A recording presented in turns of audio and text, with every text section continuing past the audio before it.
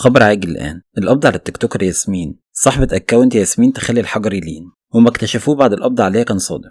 تمكنت الأجهزة الأمنية من توجيه ضربة قوية لظاهرة المحتوى غير الأخلاقي على منصات التواصل الاجتماعي، وذلك بعد القبض على التيك توكر الشهيرة ياسمين المعروفة باسم ياسمين تخلي الحجر يلين. جاء ذلك عقب رصد نشاطها على عدة منصات إلكترونية، حيث كانت تنشر مقاطع فيديو تحمل إيحاءات وألفاظ خادشة للحياء بهدف جذب المشاهدات وتحقيق أرباح مالية من خلال الإعلانات والتفاعل الإلكتروني. وكشفت التحريات الأمنية أن ياسمين اللي كانت تظهر في حساباتها كأنثى هي ليست كذلك في الواقع، استبين أنها متحول جنسيا، وهو ما تم تأكيده بعد الفحص الطبي والأمني.